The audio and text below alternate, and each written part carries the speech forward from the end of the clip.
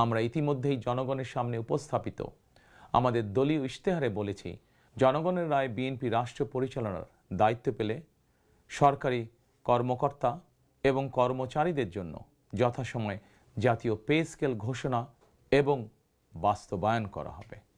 প্রিয় দেশবাসী, বিশ্বের বিভিন্ন দেশে প্রায় 1.5 কোটি প্রবাসী বাংলাদেশির বসবাস। প্রবাসীরা অনেকেই বাংলাদেশে তাদের প্রিয় পরিবার পরিজন ছেড়ে বিশ্বের বিভিন্ন দেশে বসবাস করেন। বৈদেশিক আয়ের ক্ষেত্রে বাংলাদেশে গার্মেন্টস সেক্টরের পরই প্রবাসী বাংলাদেশিদের অবদান। কিন্তু দেশে প্রবাসীদের সুযোগ সুবিধা, সম্মান এবং মূল্যায়নের ক্ষেত্রে তাদের অভিযোগ দীর্ঘদিনের।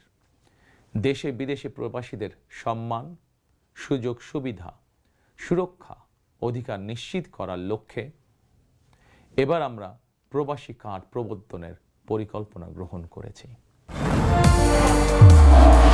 নির্মাণে নাম্বার 1 শাহ সিমেন্ট।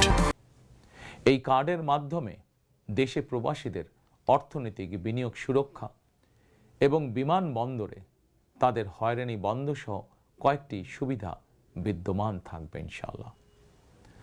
দক্ষ বাংলাদেশি শ্রমিক বিশ্বের কোনো দেশে কাজের নিশ্চয়তা বা অফার পেলে বিদেশে কর্মস্থলে যোগদানের জন্য তাদেরকে যাতে দেশে তাদের জায়গা জমি বিক্রি করতে না হয়, এজন্য রাষ্ট্রীয়ভাবে তাদেরকে সহজ শর্তে ঋণ সুবিধা দেওয়ার পরিকল্পনা আমাদের রয়েছে। প্রিয় দেশবাসী, বাংলাদেশের 90% বেশি মানুষ মুসলমান।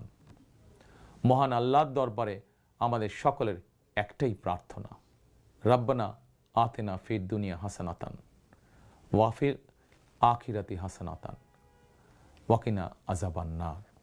হে আল্লাহ, আমাদেরকে দুনিয়াতে কল্যাণ দাও, আখিরাতে কল্যাণ দাও, দোজখের আগুন থেকে বাঁচাও। শহীদ প্রেসিডেন্ট জিয়াউর রহমান সংবিধানে সর্বশক্তিমান আল্লাহর উপরে পূর্ণ আস্থা ও বিশ্বাস, এই কথাটি সন্নিবেশিত করেছিলেন। কিন্তু তাবেদার সরকার সংবিধান থেকে এই কথাটি বাদ দিয়েছিল।